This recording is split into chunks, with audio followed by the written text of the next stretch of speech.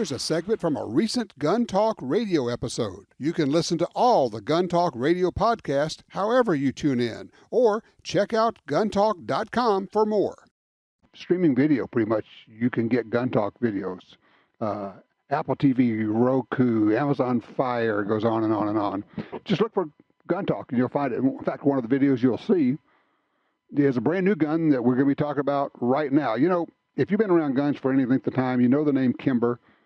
They really have carved out a niche and pretty much described as being very good guns, excellent high-end guns. And then every once in a while they throw a curve at you and you go, wait, what? What just happened? Kimber brought out a revolver? Holy cow, I thought they were a 1911 company. Oh, they've got rifles too. Oh yeah. And they've got, and then they've got, and it's like, well, they did it again this week. And joining me to talk about that, we got two folks from Kimber. We got Tom Finch and Greg Grogan. Greg, why don't you start off and make the big announcement of what you guys did this week, what you announced? Well, first of all, thanks for having us on Sunday afternoon. It's always a pleasure for us to do that. You bet. And of course, we're very excited to announce that it was literally East Coast time, 2 p.m. Thursday. We introduced the whole world to the Kimber R7 Mako. And I have my sidekick Tom with me today so he can talk to all the itty-bitty details when we get there. But okay, we're excited to launch this micro compact. And I think that it should be pretty shocking to the world that this is what's coming out of Kimber's design engineering department. But when I was on the phone with you, oh boy, whenever that was, maybe 9 months ago, right, I promised that our design engineering team in Troy, Alabama, would be kicking some very exciting, cool, sexy stuff out of the pipeline in the very near future. And here we are.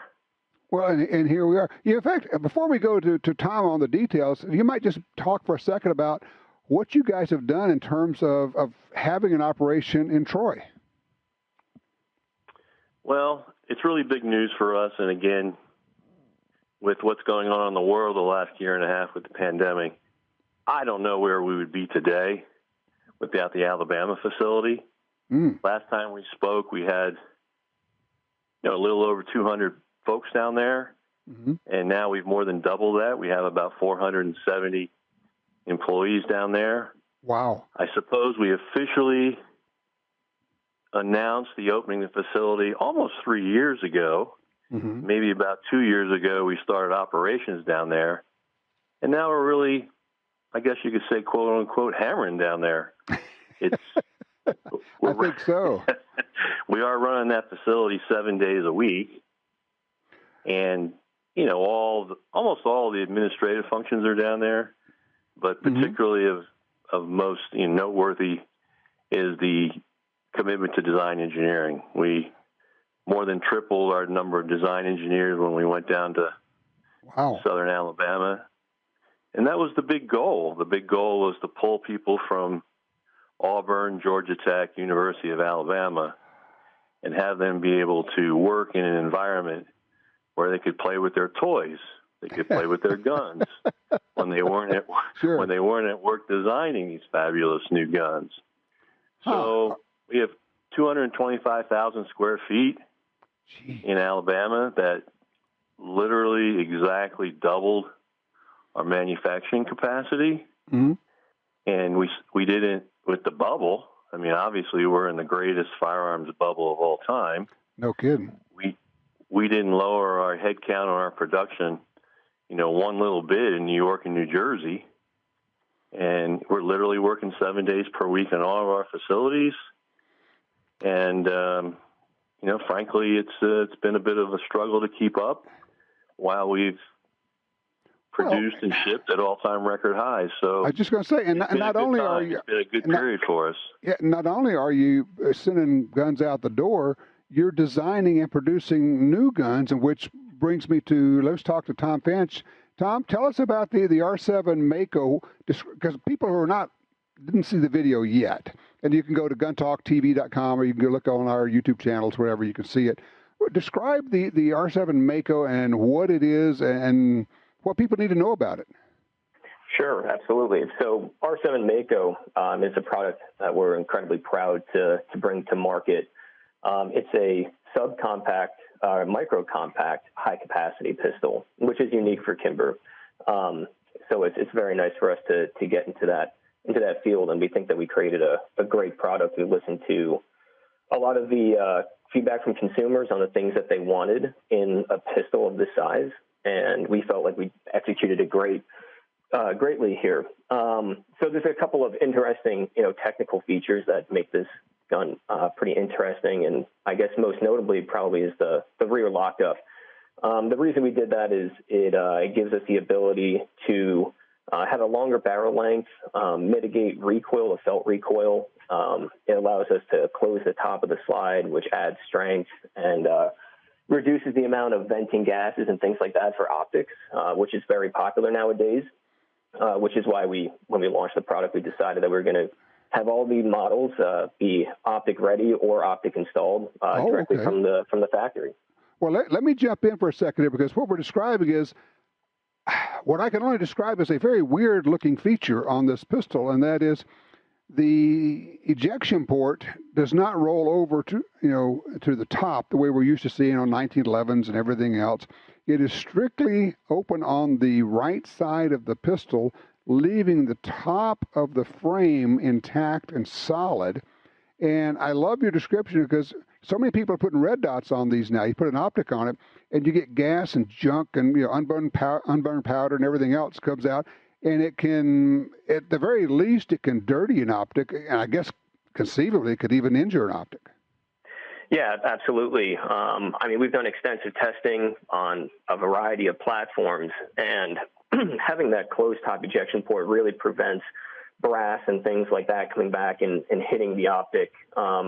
A lot of times you'll see brass scuffing on the frame of the optic and scratches on the glass sometimes. So this really helps to prevent that.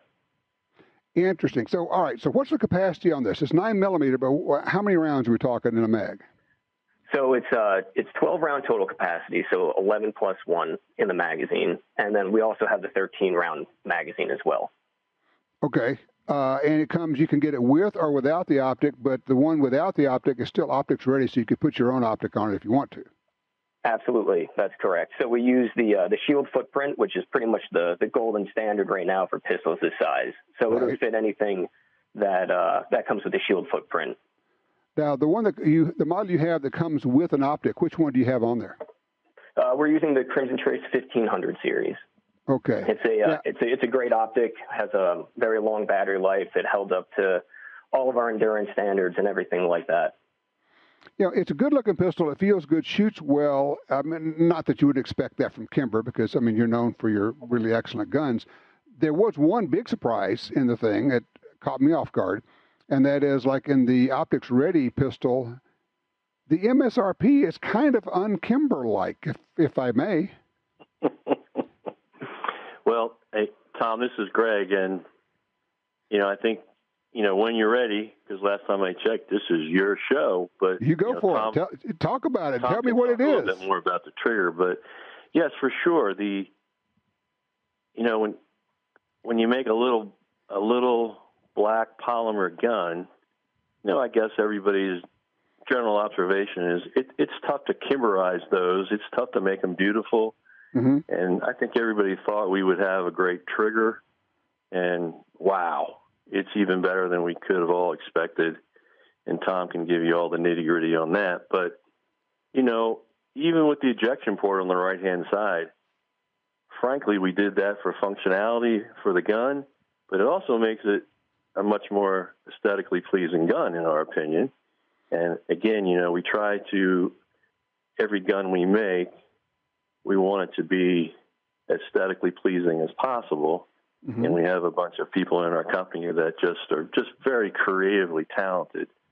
So, all those things together, we really always want to have a gun where the functionality is tremendous, and it's a beautiful gun. Yeah, but let me confirm this. And I'm seeing MSRP on this is $599, under $600 MSRP for a Kimber. Sure. Listen, this is the category we're going to play in.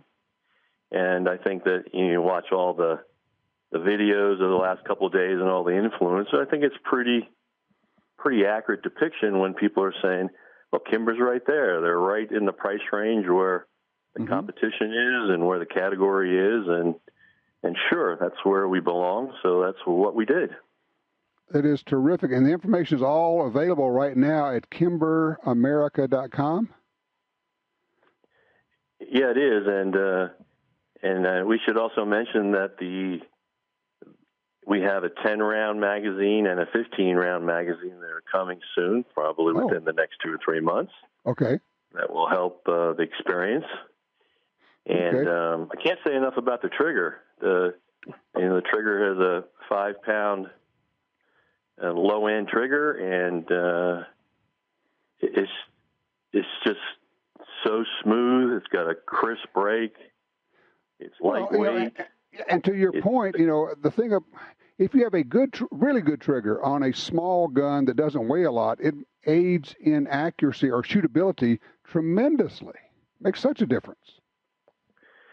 Yeah, shootability is a word we'd like to use a lot back at Kimber. So we're very pleased with the design of the gun. It's got great balance between the weight and the shootability and the capacity. So, we think we nailed it.